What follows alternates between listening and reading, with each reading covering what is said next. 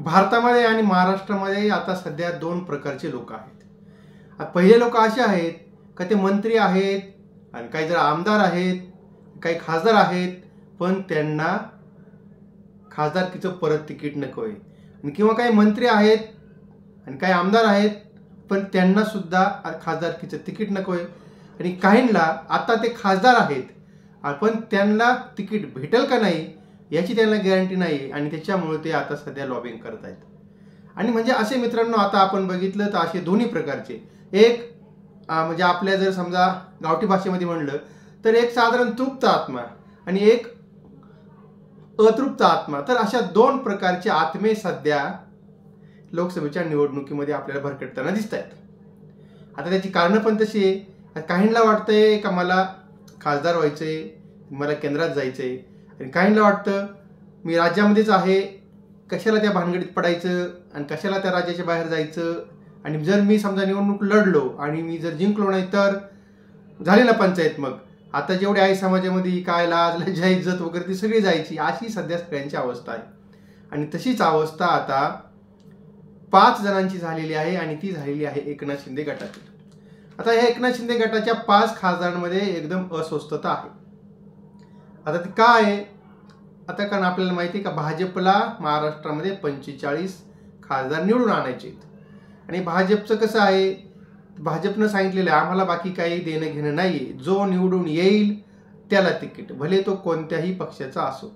आणि मग आता ह्या सगळ्या गोष्टीनंतर आता एकनाथ शिंदेंची आणि त्यांचे जे विद्यमान खासदार आहेत तर त्यांची आता एकत्रित मुंबईला बैठक झालेली होती. आणि मग त्या बैठकीमध्ये आता जे सध्या विद्यमान खासदार आहेत तर ते सगळ्या विद्यमान खासदारांनी परत तिकिटाची मागणी केली. आणि आता मित्रांनो तसा जर विचार केला तर आता जर आपण बघितलं तर एकनाथ शिंदेकडे जवळजवळ साधारणतः 13 खासदार आहेत. आता या सगळ्यांना परत तिकीट पाहिजे. आणि मग आता त्याच्यामुळे या सगळ्यांचं लॉबिंग चाललेलं आहे. आता हे जर आपण विचार जर केला याच्यामध्ये तर याच्यामध्ये एकंदरीत असं वाटतंय की हे 5 जणांना परत तिकीट भेटणार नाही. आता त्याच्यामध्ये कोल्हापूरचे संजय मंडलिक आहेत, नंतर आपल्या याच्यावाले शिर्डीचे सदाशिव लोखंडे, आणि यवतमाळ वाशिमच्या खासदार भावना गवळी आहेत, त्याच्यानंतर रामटेकचे कृपाल तुमाने, आणि आपल्या याच्या हिंगोलीमधले आहेत हेमंत पाटील.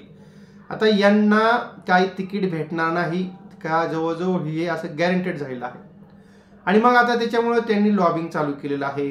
तर त्यांच्या याच्यामध्ये जो काही त्यांचा मतदारसंघ आहे त्या मतदारसंघामध्ये ते परस्पर मेळावे घेत आहेत, शक्ती प्रदर्शन करतायत.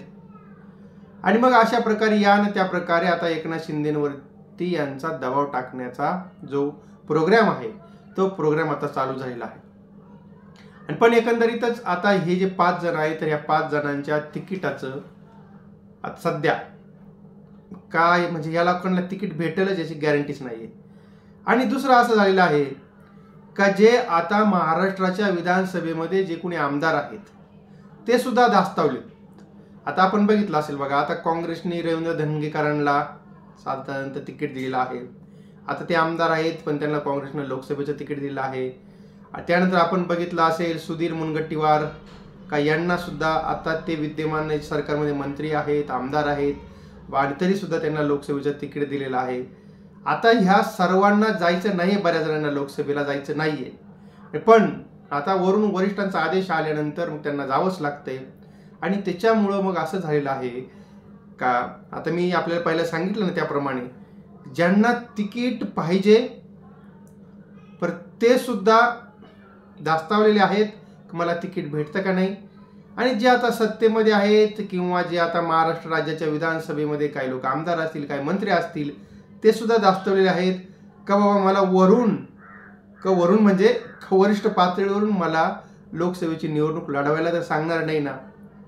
तर ह्या दोन्ही गोष्टींमुळे धास्तावलेले सध्या नेते महाराष्ट्रामध्ये आहेत. आणि मग मित्रांनो का त्यामध्ये एकंदरीत जर आपण विचार केला तर ह्या सत्ताधारी पक्षांमधलेच नेते मंडळी जास्त आहेत.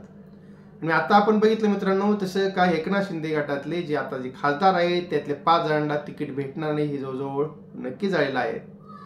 आणि म्हणून हे 5 जण सुद्धा मित्रांनो तिकीट मिळवण्यासाठी झटतायत आणि बाकीचे आपल्याला तिकीट भेटू नये या गोष्टीमुळे सध्या झटत आहेत.